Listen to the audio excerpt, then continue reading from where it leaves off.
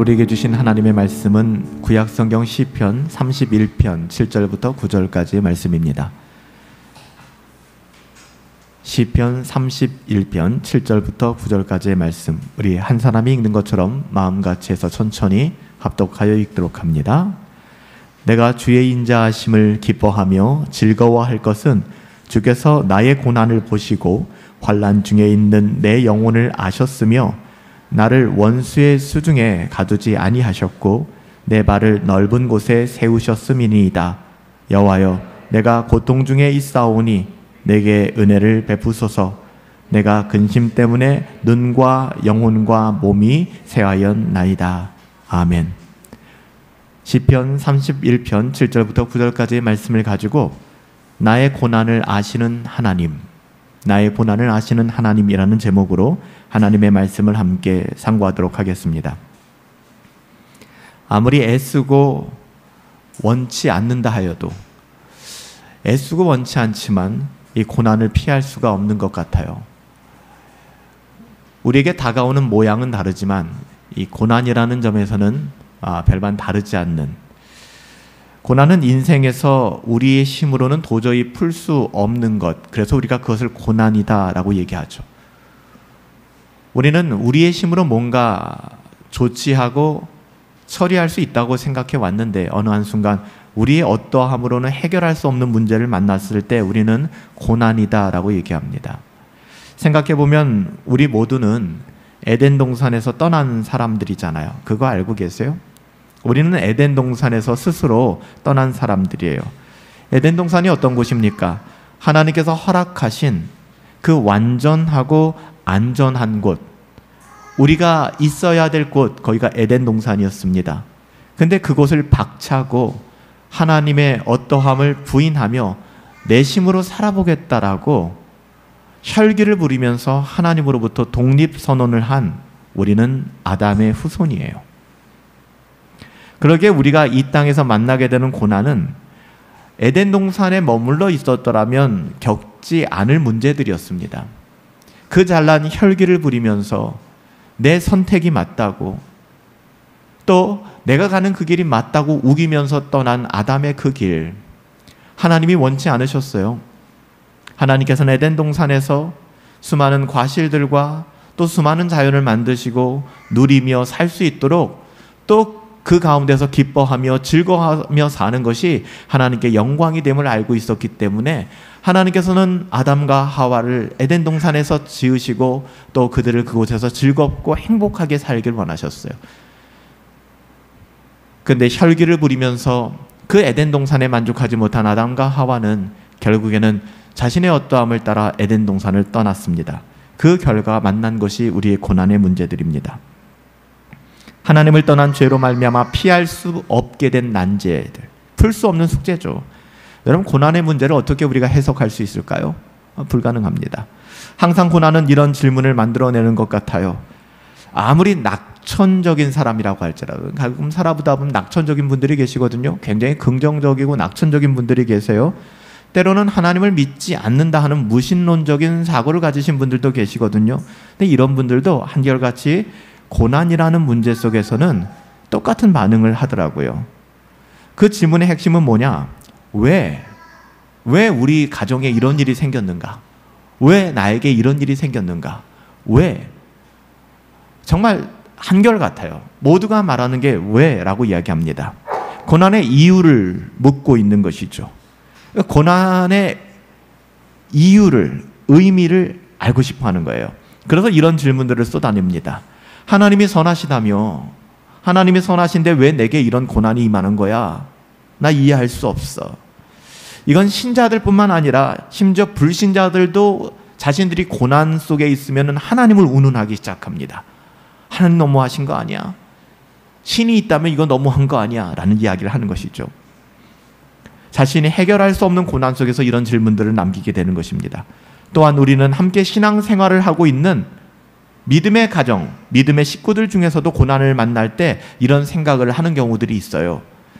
우리가 그렇잖아요. 고난이라는 것이 교회 안에는 없나요? 교회 밖에만 있습니까?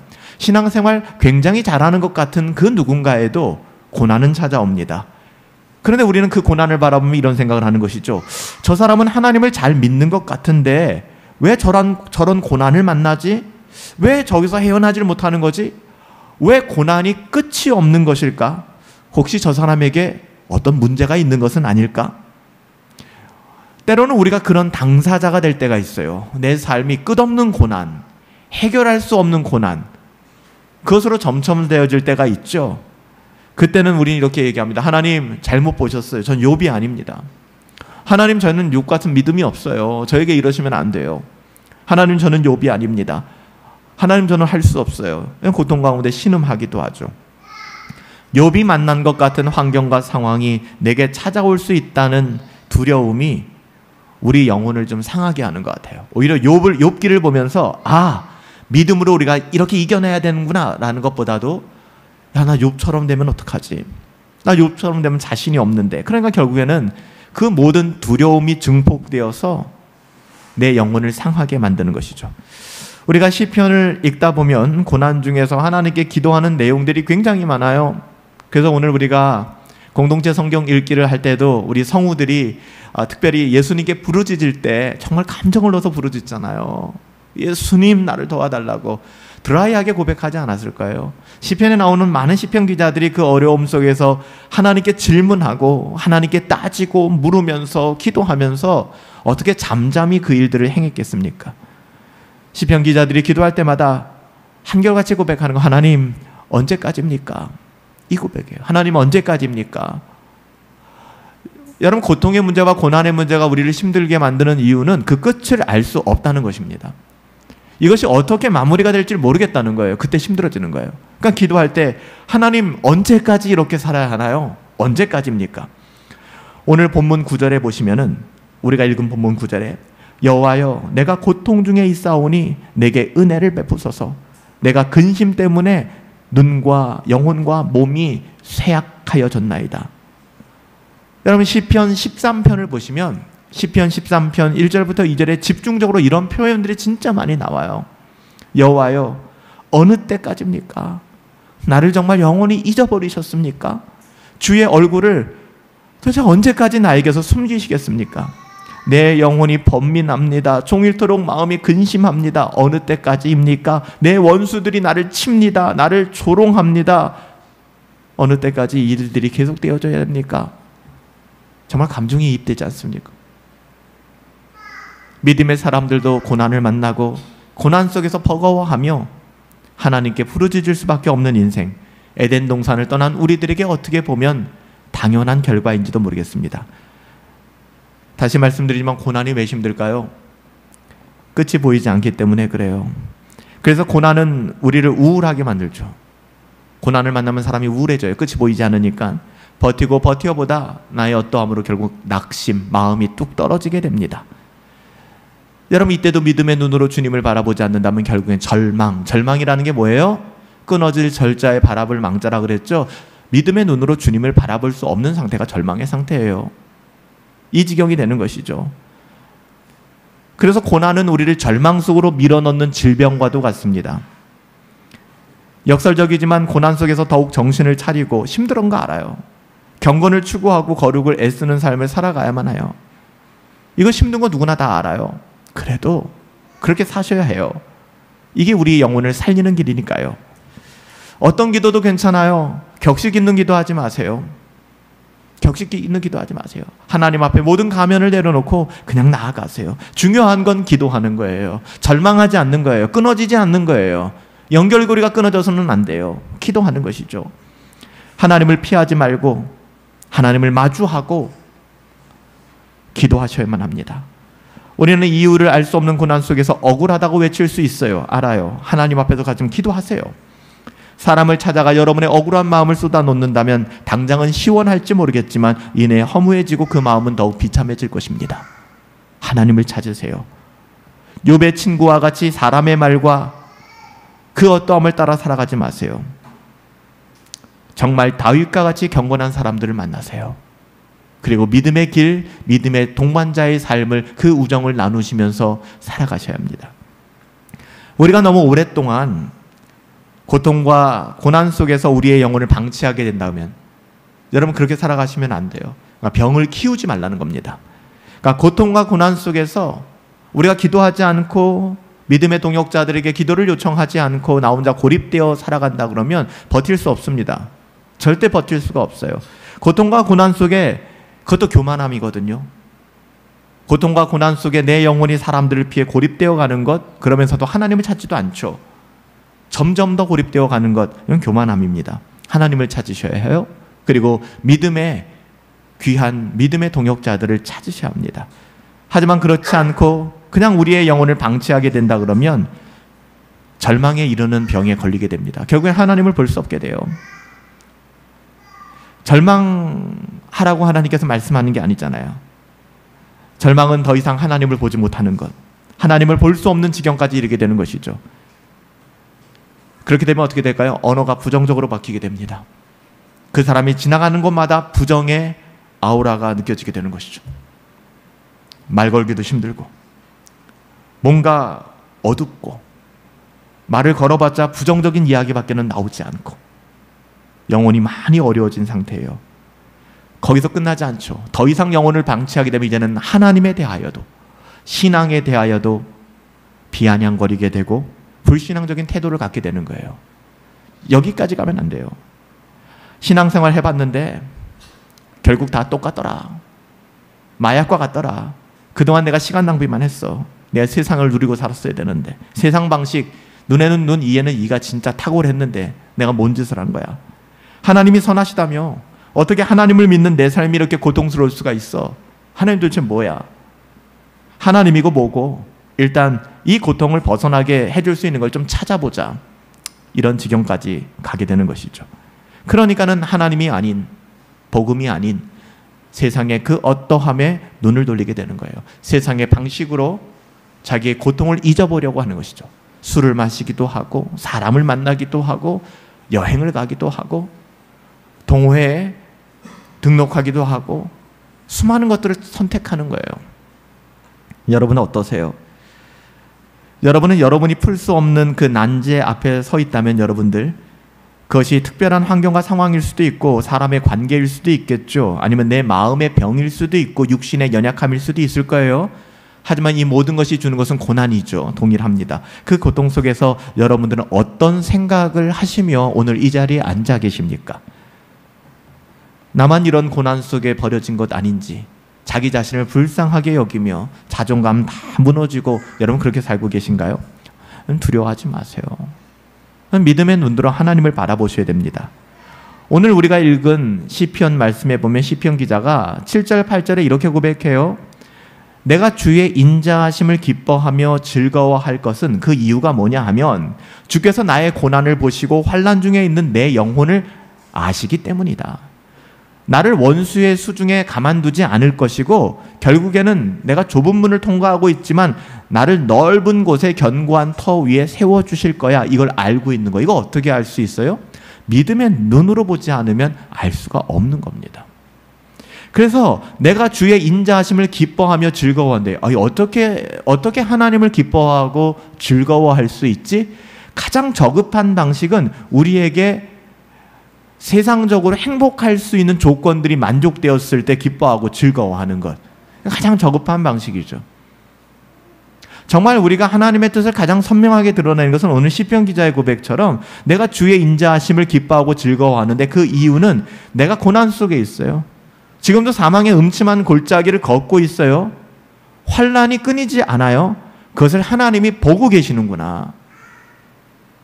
이 싸움은 내가 하는 게 아니구나. 나는 이해할 수 없지만, 나는 견뎌낼 수 없지만 하나님이 옆에서 말씀하시는 거예요. 주제 파악해라. 네가 견디는 거 아니야. 내가 주관하고 있어. 이게 조금 잔인하게 들릴 수도 있을지 모르겠어요. 그래서 믿음의 눈으로 우리가 이것을 바라볼 필요가 있죠. 주의 인자하심을 기뻐하며 즐거워한다. 그 이유가 어디에 있는가? 주님께서 나의 고난을 보고 계신대요. 환난 중에 있는 여러분의 영혼을 누구보다도 잘 알고 계신대요. 우리의 영혼을 결코 원수의 손아귀 아래 방치하지 않으신대요. 주님은 원수의 머리를 깨신 분이세요. 하나님의 자녀를 원수의 손아귀에서 비참하게 죽어가도록 방치하지 않습니다. 여러분 믿으세요. 우리가 가는 길을 다져주세요. 우리가 가는 길을 굳게 만드실 거예요. 우리가 좁은 길을 지나가지만 곧 시온의 대로를 만나게 하실 것이고, 그래서 시편 기자처럼 기뻐하고 즐거워할 수 있는 것을 알게 하실 거예요. 종국에는 알게 하실 거예요. 지금은 그게 안 되지만 믿음의 눈으로 우리가 그것을 바라볼 때 그것을 가능케 하심을 우리가 볼 수 있어야 된다는 것입니다.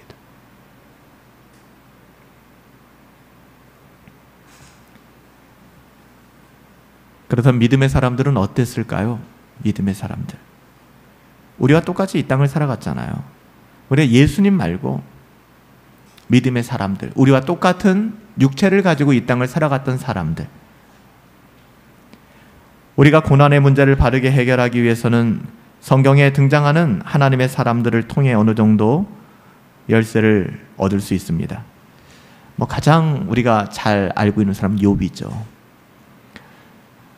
욥이 고난을 당했는데, 욥이 고난을 당한 것은 여러분 잘 알고 계시죠? 욥의 어떠함 때문이 아닙니다. 하나님이 사탄에게 욥의 믿음을 자랑했어요. 너 욥을 보았느냐? 욥 진짜 믿음의 사람이다. 하나님께서 먼저 사탄에게 말을 거셨고 욥에 대한 말을 하셨습니다. 욥기 1장 8절이죠. 여호와께서 사탄에게 이르시되 네가 내 종 욥을 좀 주의 깊게 살펴보았느냐? 그와 같이 온전하고 정직하여 하나님을 경외하고 악에서 떠난 사람이 세상에 어디 있느냐? 욥 같은 사람 없어. 욥을 자랑하는 것이죠. 저는 저와 여러분들이 하나님의 자랑거리가 되었으면 좋겠습니다. 할렐루야. 그런데 그 자랑거리가 된 그 사람의 삶이 어떤가를 보시면은 우리가 만나는 고난의 문제를 어떻게 대해야 되는가를 조금 깊게 이해할 수가 있어요. 여러분, 하나님의 자랑, 욥 같은 사람이 없어. 이것이 욥이 만난 고난의 발달이었습니다. 사탄은 욥이 까닭 없이 하나님을 경외할 리가 없다라고 항거합니다. 욥은 참 많은 것을 받았거든요. 그래서 사탄은 하나님이 허락하시는 범주 안에서, 하나님의 주권과 섭리 아래서 욥에게 주어진 모든 축복을 다 가져갑니다. 그러니까 세상에서 어떤 이야기를 읽을 때에도 욥과 같이 하루아침에 완전히 망한 사람이 없어요. 욥이 진짜 최악입니다. 자식이 10명이 있었는데 10명이 한 자리에 앉아서 식사를 하다가 지붕이 무너져서 아들 10명이 한 날 동일한 시간 한 장소에서 다 죽어버렸습니다. 그날 이방 민족들이 습격하여서 또한 천재지변으로 욥의 모든 재산들이 하루아침에 다 날아갔습니다. 세상의 썩어질 어떠함 다 잃어버린 거예요. 그럼에도 불구하고 욥은 믿음을 잃어버리지 않았습니다. 하나님이 또 욥의 믿음을 칭찬하죠. 사탄에게. 다시 사탄에게 욥에 대한 믿음을 칭찬하시니까 사탄이 격동하여 이렇게 얘기합니다. 그러니까 보세요. 욥기 2장 3절에 여호와께서 사탄에게 이르되 네가 내 종 욥을 주의하여 보았느냐? 그와 같이 온전하고 정직하여 하나님을 경외하며 악에서 떠난 자가 세상에 없다. 내가 나를 충동하여 까닭없이 그를 치게 하였어도, 까닭없이 그를 치게 했다는 건 뭐예요? 10 아들 하루아침에 날아가고 나의 모든 재산 하루아침에 다 날아간 거예요. 그 사건 이후에 지금 말씀하시는 겁니다. 그가 여전히 자기의 온전함을, 신앙을 굳게 지켰다. 불평과 원망과 낙심과 절망의 자리에 가지 않았다라고 얘기하는 거예요. 하나님의 자랑은 마귀 사탄의 격동을 더 일으키게 되는 것 같아요. 이제는 사탄이 뭐라고 얘기합니까? 하나님이 허락하시는 범주 안에서, 즉 욥의 생명만 건들지 않는 한도 내에서 욥의 살과 뼈를 치기 시작합니다.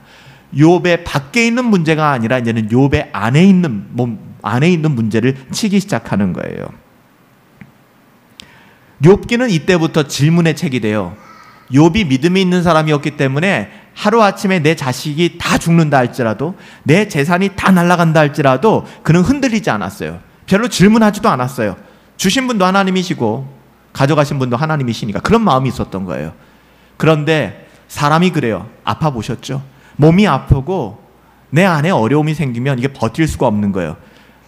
욥의 몸에 문제가 생기기 시작하면서부터 욥기를 보면 왜? 라는 질문이 나오기 시작합니다. 이게 버거운 문제거든요.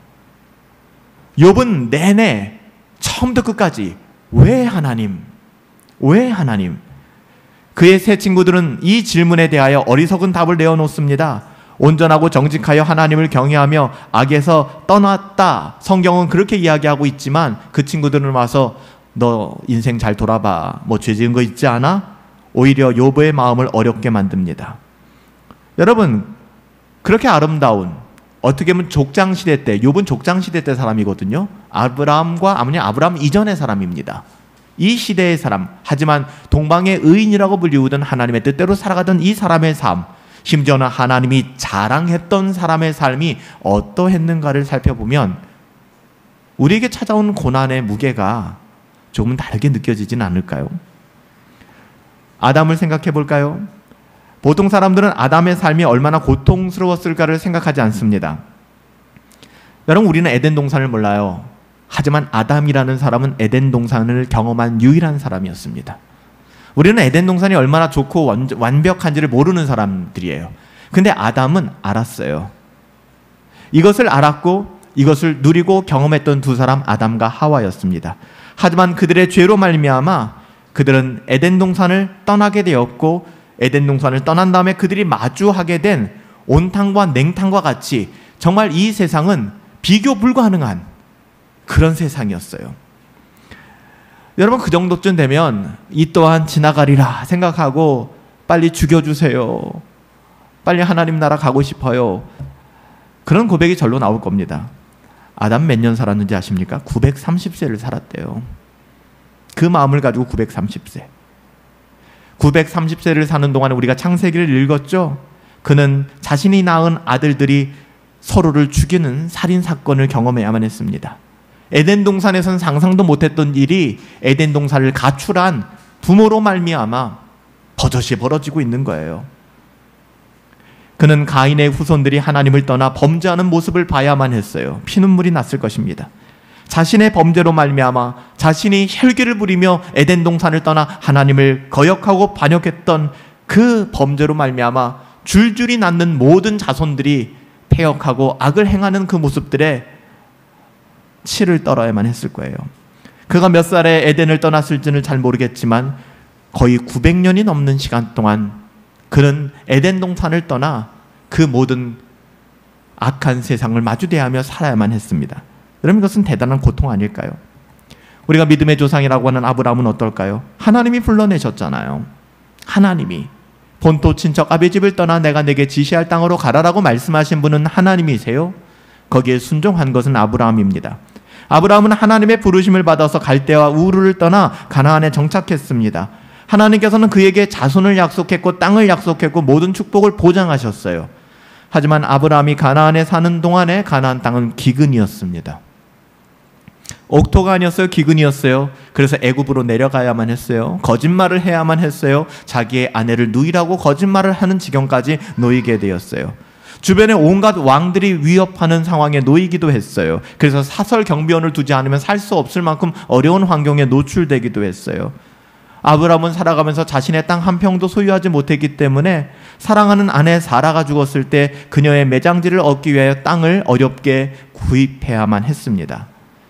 그가 나이가 100살이 되도록 아들이 없었어요. 이것뿐입니까? 100살 되어서 아들을 얻었는데 이제는 그 아들을 번제물로 바치라고 하세요.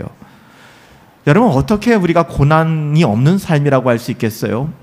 그냥 믿음으로 너무나 행복하고 평탄한 삶을 살았다고 볼 수 없지 않습니까? 여러분, 야곱은 어때요? 바단 아람에 내려가서 외삼촌 라반을 통하여 20년 동안의 고난의 시간을 살았어요. 그가 속이는 자였기 때문에 속이는 사람을 만나서 눈에는 눈, 이에는 이 똑같이 겪으면서 그 어려운 시간을 보냈습니다. 이후에 사랑하는 아내 라헬의 죽음을 보게 되었고요.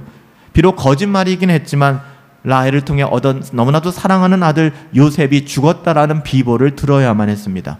그리고 평생 요셉이 죽었다라는 그런 마음을 가지고 살아야만 했습니다. 그래서 창세기 47장 10절에 뭐라고 얘기해요? 자신의 인생을 험악한 삶을 살았다라고 얘기하죠. 요셉은 어떻습니까? 우리가 공동체 성경 읽기로 오늘 읽었던 요셉이 있죠. 그는 비록 애굽의 총리가 된 사람이지만 17살의 인신매매단도 아닌 형제들에게 팔려서 말도 통하지 않은 애굽 땅에 가서 노예가 되었어요. 그는 노예 생활에 주인의 아내를 강간했다는 강간범으로 몰려가지고 감옥 생활을 했습니다. 하나님을 경외하는 요셉이 그의 10대, 20대에 겪은 삶은 제정신으로는 받아낼 수 없는 삶이었습니다. 비참하고 억울하죠. 이보다 더 억울한 지경에 놓이신 분들이 계신가요? 여러분, 이 세상에서 온유함이 가장 승하다고 하는 모세는 어땠을까요? 수고와 슬픔이 가득 찼다. 시편 90편 10절에 이야기합니다. 나이 40이 될 동안 이집트의 궁전에서 왕자로 성장했지만 누구보다도 어떻게 보면은 성공의 가도를 달리던 사람이었지만 그 후에 40년은 광야에서 깨어진 삶을 경험했어요. 그리고 마지막 40년은 이스라엘 백성, 불순종의 대명사인 이스라엘 백성의 지도자가 되어서 이스라엘 백성들을 가나안 땅으로 광야를 통과하는 모진 여정을 인도해야만 했습니다. 그래서 시편 90편에 모세가 이렇게 고백하잖아요. 시편 90편 10절에 보시면 우리의 연수가 70이고 강건하여도 80이다. 그 연수의 자랑은 수고와 슬픔뿐이다. 그러니까 70, 80, 90, 100 사는 우리의 이 땅에서의 삶은 뭐라는 거예요? 수고함과 슬픔밖에는 없다. 신속히 가게 될 것이다. 화살처럼 날아가게 될 것이다. 모세는 노년에 이렇게 고백했습니다. 우리가 성경의 인물로 누구보다도 잘 이야기하는 다윗은 어떻습니까? 그는 사망의 음침한 골짜기를 걸었던 사람입니다. 다윗은 10대 이스라엘 왕으로 사무엘 선지자에 의해 기름 부음을 받았어요. 하지만 이후에 10수년 동안에 사울 왕과 정규군에 쫓기는 도망자 신생, 현상수배범이 되어서 그렇게 인생을 살았습니다. 그가 30살이 되어서 이제는 왕이 되었지만 전체의 왕도 아닌 유다의 반쪽짜리 왕도 아닌 어떻게 보면은 10분의 1도 안 되는 그런 왕이 되었습니다. 이스라엘의 전체 왕이 되기는 그 이후로부터 7년이라는 시간이 걸렸어요. 다윗은 성경에 나오는 인물 중에 그 누구보다도 하나님을 사랑했고 많은 시편을 기록했던 사람이에요. 하지만 동시에 그보다 더 많은 고난을 당한 사람도 없어요. 그래서 시편을 읽다 보면 고난, 하나님은 왜 이렇습니까? 다윗의 말할 수 없는 고난이 많이 녹아져 있는 것입니다. 왕이 된 후에도 다윗은 자기의 자식들이 근친상간을 하는 모습과 살인을 하고 또 자기의 아들로 말미암아 반역을 당하는 정말 겪고 싶지 않은 인생의 모진 고난들을 다 겪어냈어요. 그래서 그랬을까요? 시편 23편에 보면 다윗은 이렇게 고백하잖아요. 내가 사망의 음침한 골짜기를 거닙니다. 신약 성경의 3분의 1을 썼던 사도 바울은 자기의 사도성을 의심하는, 여러분 얼마나 비참했을까요? 자기가 개척을 했고 복음을 전했고 말씀으로 양육을 했던 성도들이 사도 바울의 그 사도권을, 사도 바울의 리더십을 흔들기 시작하는 거예요.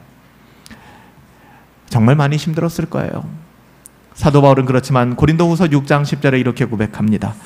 내가 근심하는 자 같지만 내가 항상 기뻐한다.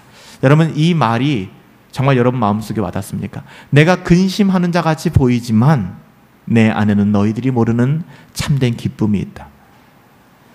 이것은 물론 자기 자신에 대하여 쓴 말이에요. 사람들은 사도 바울을 볼 때마다 근심하는 자 같이 보였던 것 같아요. 야, 저 어떻게 살아 인생? 야, 사도 바울 인생 끝이야 이제. 야, 저거 어떻게 견뎌? 그도 그럴 것이 부활하신 주님 만난 후에 사도 바울이 겪은 고난은, 삶은 그냥 고난 그 자체예요. 예수님 믿었다는 것 자체가 그의 삶의 고난의 서막이었습니다. 서막이 열리는 거였어요. 예수님 믿기 전에는 사도 바울 고통 없었습니다. 네, 예수님 만난 이후에 사도 바울의 삶은 고난의 연속이었어요. 특별히 고린도후서 6장에서 사도 바울은 그것을 쭉 나열하고 있어요. 여러 가지를 나열하고 있죠.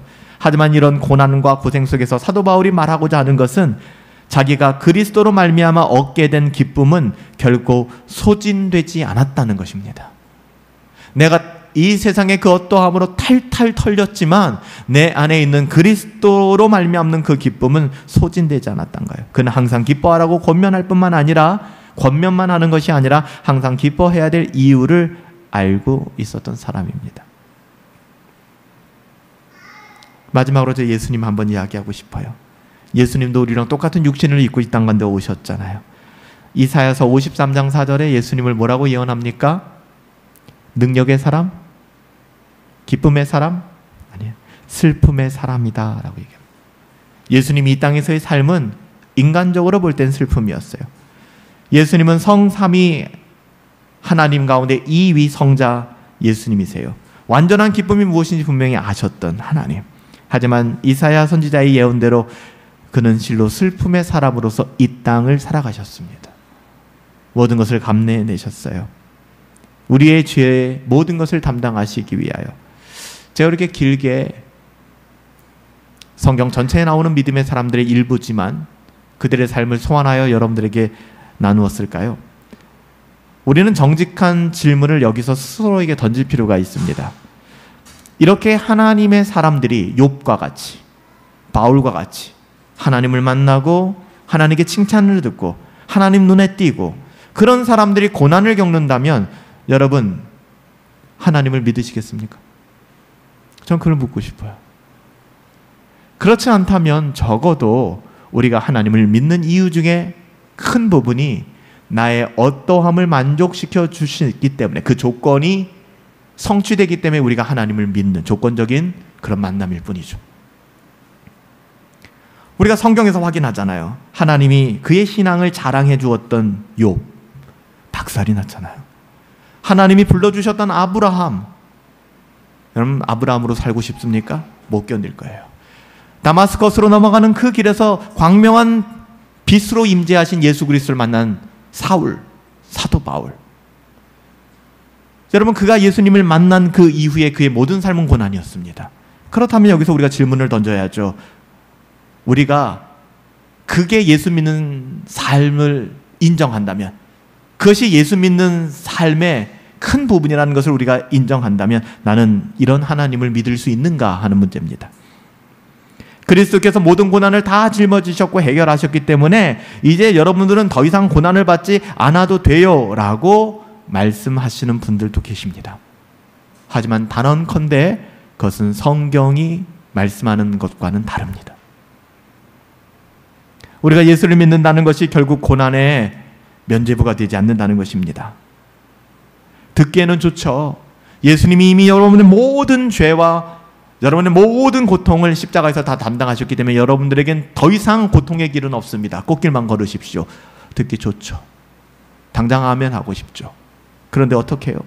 제가 지금 말씀드린 심지어 하나님이 참 넌 이 의인을 보았느냐, 이 믿음의 사람을 보았느냐 자랑했던 욥, 하나님이 친히 이름을 불러 믿음의 조상으로 세우고 불러냈던 아브라함, 이삭, 야곱, 요셉, 다윗, 우리가 툭하면 신앙의 위인으로 이야기하는 모든 사람들의 삶이 그것과는 다르잖아요. 지금 전혀 결이 다르잖아요.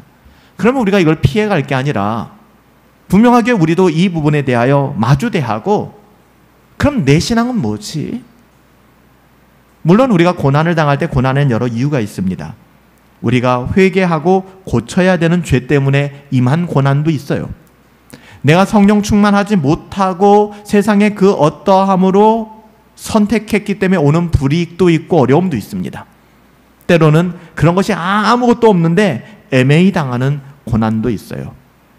여기서 중요한 것은요, 어떤 경우라도, 심지어 내가 죄를 지었기 때문에, 다윗이 죄를 지었기 때문에 그 아들이 죽지 않았습니까? 우리의 아내 밧세바의 사이에서 낳은 아들이 죽었잖아요.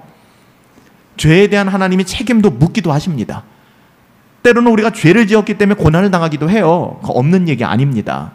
하지만 하나님이 정죄하시는 게 아닙니다.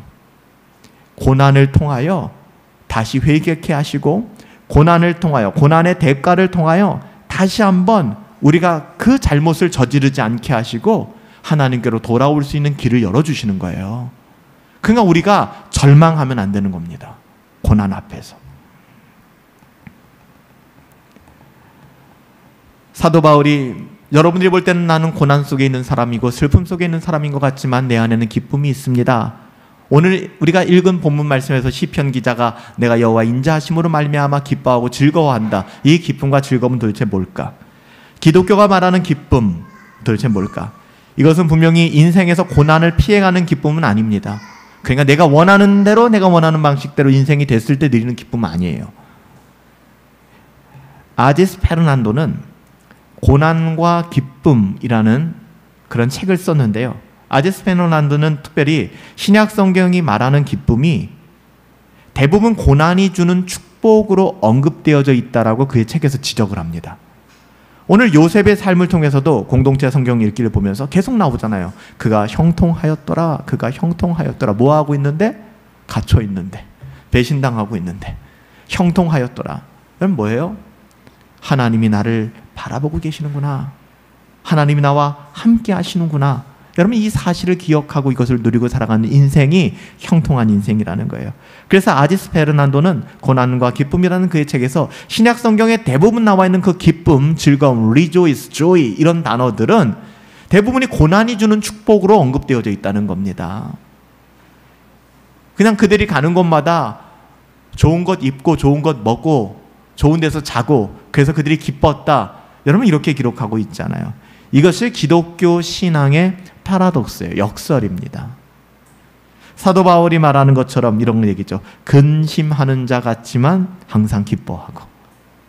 이게 뭔 말이야? 근데 우리는 이해할 수 있는 것이죠. 근심하는 자 같지만 그 근심이 내 영혼에 하나님으로 인한 그 기쁨마저 소진시키지 못하는 거예요. 내 안에 하나님의 기쁨이 있다는 것이죠. 이것이 사실이라면, 정말 이것이 사실이라면 고영훈 목사의 설득이 아니라 여러분들이 부족한 종을 통하여 지금 드러나고 계신 하나님의 그 섭리하심을 따라 이것이 정말 하나님의 말씀이 맞구나라는 동의함이 있다면, 이것이 정말 사실이라면 우리는 우리 삶에 자리 잡고 있는 우리들의 고난의 의미를 다시 한번 생각해 볼 필요가 있습니다. 그 어떤 고난이라 할지라도 그 고난이 때로는 나의 잘못된 선택과 결정으로 나에게 찾아온 고난일 수도 있어요. 때로는 내가 죄를 지었기 때문에 죄에 대한 징계로 우리에게 주어진 걸 수 있어요. 때로는 돌아보아 나는 아무것도 잘못한 것이 없는데 예수 믿는 나는 이유로 애매히 당하는 고난도 있습니다. 여기서 잊지 마시라 그랬죠? 그 어떤 고난이든 간에 우리를 넘어지고 우리를 절망케 하기 위해서 정죄하는 고난은 아니라는 것입니다. 잘못된 것이 있다면 회개해야 될 것이고, 우리의 삶의 자리에서 잘못된 선택과 과정과 또 신앙이 있었다면 돌아보시고, 우리는 값싼 대가 지불을 하길 원하죠. 그래서 오늘날 여러분들, 전 깜짝 놀랐어요.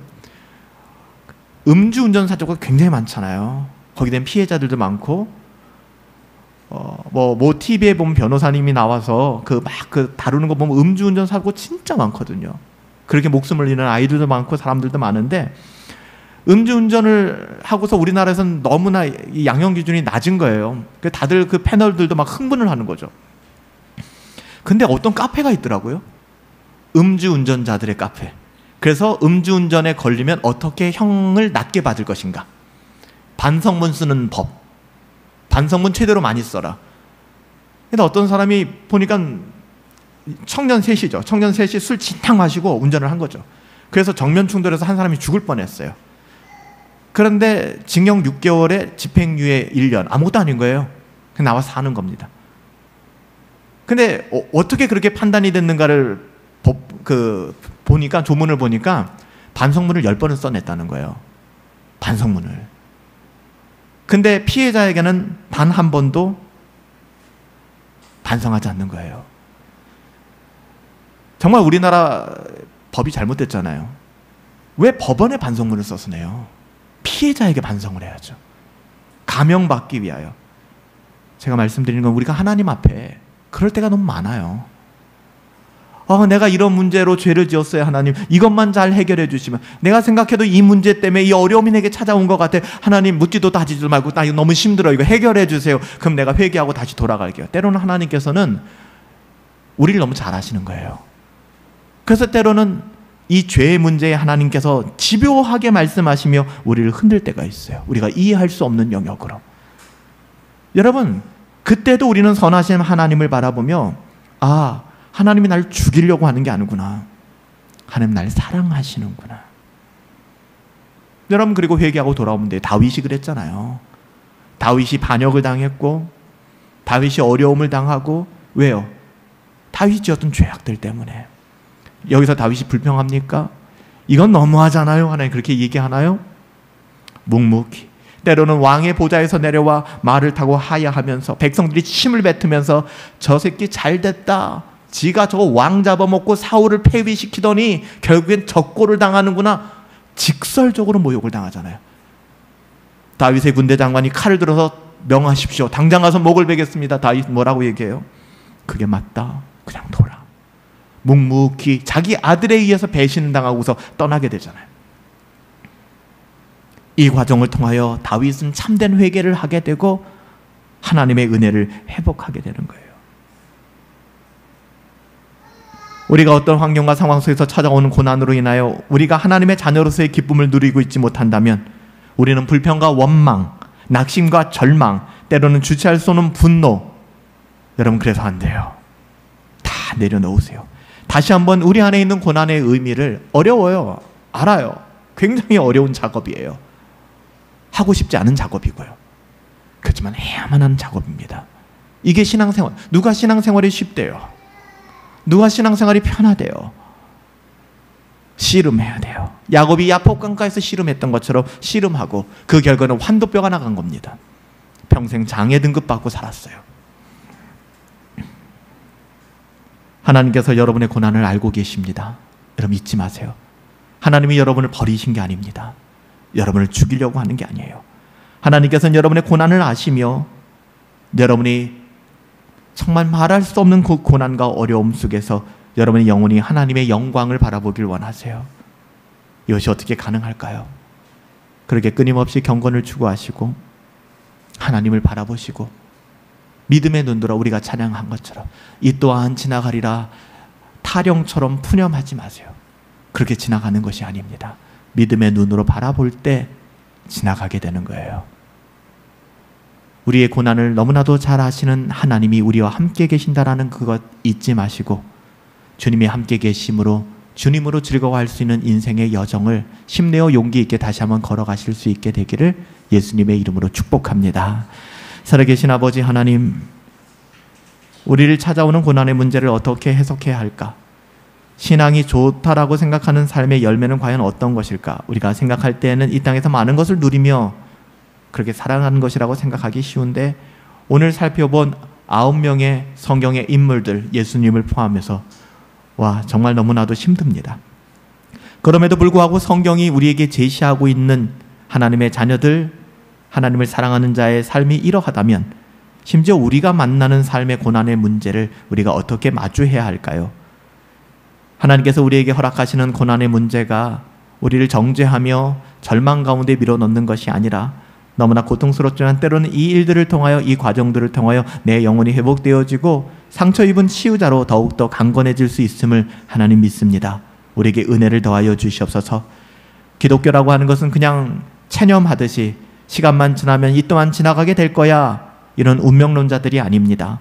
믿음의 눈으로 바라봐야만 합니다. 믿음의 눈으로 우리의 삶을 해석하게 하시고 믿음의 눈으로 우리 주변의 모든 문제들을 해석해낼 수 있는 은혜를 우리 모두에게 허락하여 주시옵소서. 주님 사랑합니다. 존귀하신 예수님의 이름으로 기도하옵나이다. 아멘. 하나님의 은혜가 우리 가운데 있음을 늘 기억하시기 바랍니다. 우리 다 준비하신